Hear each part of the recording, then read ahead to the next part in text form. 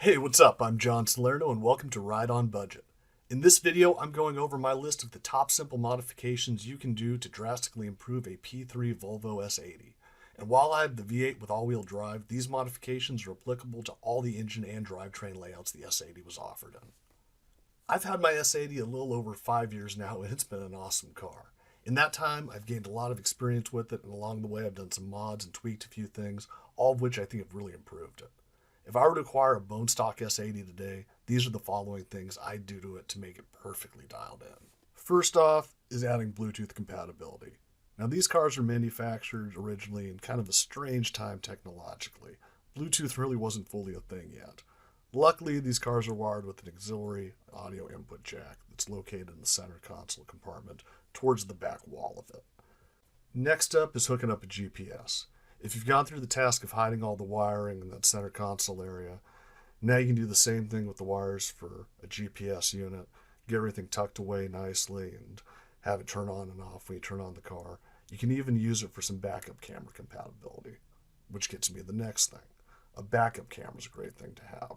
And if you're able to mix all these things together, all the better, because I don't really know where I'd put the screen otherwise, and I wouldn't want to replace the rearview mirror on this car. Another great simple modification is keeping and wiring an air compressor under the hood. Now, these cars did not come with spares. What is up with that? And on top of that, a full-size spare does not fit flush in the wheel well at all. And I know because I've tried. Another cool modification is sound deadening. I did it on my car. I wish I'd done a decibel meter before and after, but it made a huge difference. Another bonus to adding sound deadening to your car is that your stereo will likely sound a whole lot better.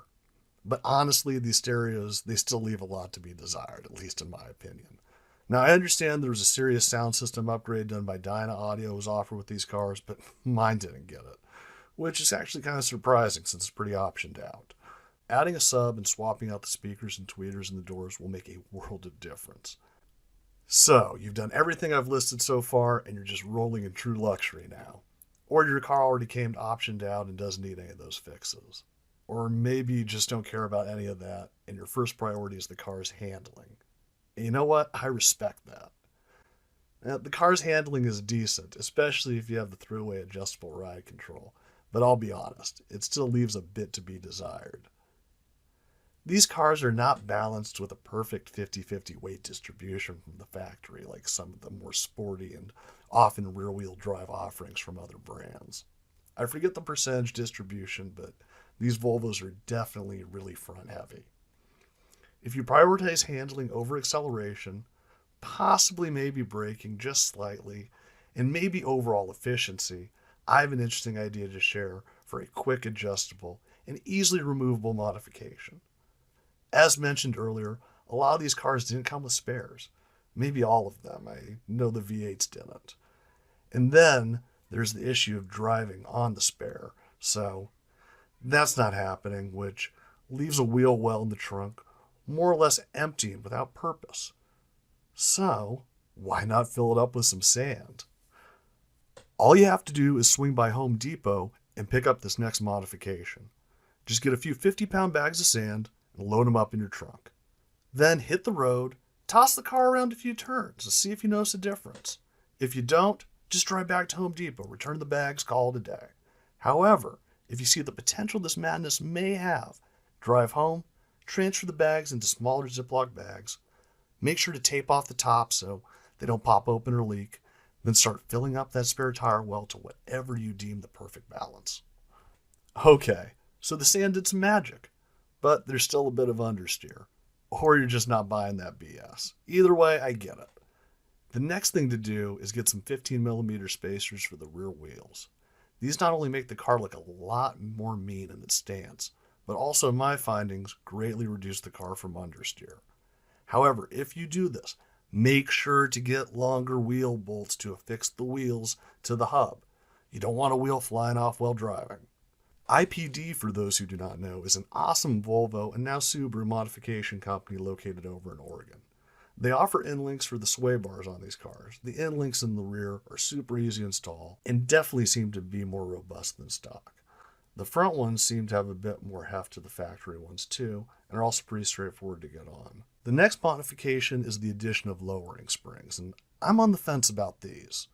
I bought this car unbeknownst to me fitted with lowering springs. It was pointed out to me when I posted pictures of the car on Turbo Bricks, my favorite car forum, back when I first got it. I got under the car to check it out, and lo and behold, the springs were red and definitely not stock. I really like how the car looks, but I do feel like its comfort and ride does suffer some from them. The adjustable shocks and struts just never felt totally mated to the spring height and rate. I've checked everything countless times, and all the components are tight and in good shape, but I still hear minor clunks in the suspension, most notably at very low speeds or on uneven roads. But I also have never driven one of these cars on stock springs, so I got nothing to compare it to. Now I'm going to the part of the list that dives into the smaller details. These can be good to do if you've done everything I've already gone over and want to do even more, or maybe just little fun projects to make your car stand out a little bit more, or maybe kill some time while you're waiting for the other parts or funds.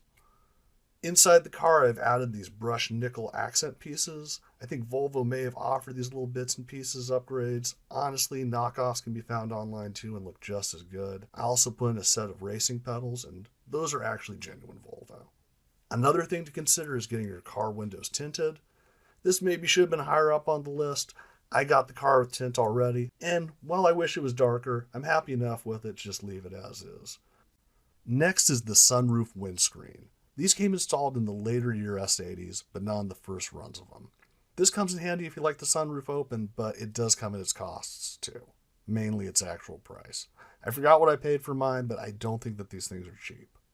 Before installing it, I hated having the roof open. The car caught a lot of wind, and driving with it open was just miserable. After installing it, though, the wind turbulence is super minimal. I do, however, find it gets dirty really easily. It's tough to clean. And what's really unfortunate is it makes this annoying whistling noise. So if you do this modification, hopefully you also did the stereo upgrade to drown that out.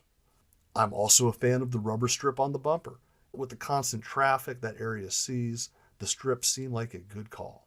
Last, if your S80 is in fact a V8 and you want to show off that it has a V8 under the hood just a little bit more, you can slap on some badges by the fenders. I just went to a junkyard, found some V70s, S80s, pulled those off instead of buying the V8 sets from Volvo for way more money, and same font, same stuff, looks just as good. I'm a fan. If you made it this far into the video, thank you for watching. I really do appreciate it. I hope you've learned something, you've been able to take something away from this. I encourage you to like, subscribe, and comment. And as always, happy motoring. This is John Salerno for Ride on Budget, signing off.